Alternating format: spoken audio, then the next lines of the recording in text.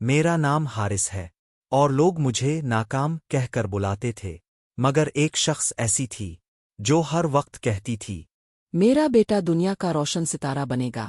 وہ ہر وقت کہتی تھی، میرا بیٹا دنیا کا روشن ستارہ بنے گا۔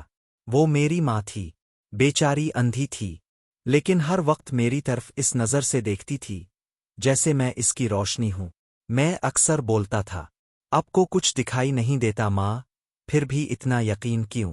اور ماں ہمیشہ ایک ہی جواب دیتی، ماں کی آنکھوں میں اللہ اپنی روشنی ڈال دیتا ہے۔ جو ماں کے لیے روشن ہو وہ دنیا کے لیے اندھیرا نہیں رہ سکتا۔ میں انجینئر بن گیا، بڑی کمپنی میں نوکری مل گئی، پھر میں نے کہا کہ میں گھر چھوڑ کر رہوں گا۔ وہ اندر سے تو دکھی تھی، مگر مجھے خوش دیکھنے کے لیے خوشی ظاہر کر رہی تھی۔ 2 مہینے بعد بیٹا کچھ وقت نکال کر آ جا، صرف آواز نہیں تجھے محسوس بھی کرنا چاہتی ہوں۔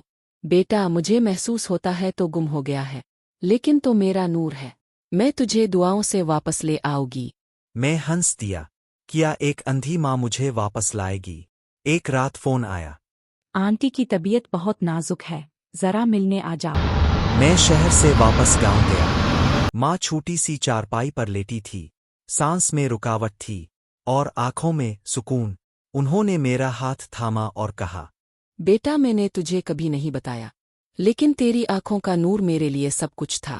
جب تو پیدا ہوا تو ڈاکٹر نے کہا، اس بچے کی آنکھوں میں کچھ مسئلہ ہے۔ میں نے دعا کی، اللہ میری آنکھیں لے لے، اس کو روشنی دے دے۔ اسی دن سے میں اندھی ہو گئی اور تو روشنی سے بھر گیا۔ میری رگ رگ کانپ گئی، مجھے سمجھ ہی نہیں آیا۔ ماں اندھی تھی میری وجہ سے، ماں اپنے مجھے روشن کر دیا اور میں نے اب کو اندھیروں میں چھوڑ دیا۔ تیرا وقت ابھی ہے، اللہ کے راستے پر چل جا، ماں سے معافی مانگ لے، جنت کے راستے کھل جائے گے۔ اور اسی رات ماں چلی گئی۔ میں سب کچھ چھوڑ کر واپس گاؤں آ گیا، مسجد میں اذان دینے لگا، بچوں کو تعلیم دینے لگا، ماں کے لیے ہر جمعرات کو قرآن ختم کرتا، پھر میں ماں کے لیے دعا کرتا، اللہ جس ماں نے میری آنکھوں کا نور بننے کے لیے اپنی روشنی دے دی، تو مجھے اس کے پاؤں تلے جنت نصیب فرما۔ جس گھر میں ماں کی دعا ہوتی ہے وہاں روشنی ضرور ہوتی ہے۔ اگر تم چاہتے ہو کہ تمہاری زندگی روشن ہو تو ماں کی آنکھوں میں جھانک کر دیکھو، شاید وہاں تمہاری تقدیر لکھی ہو۔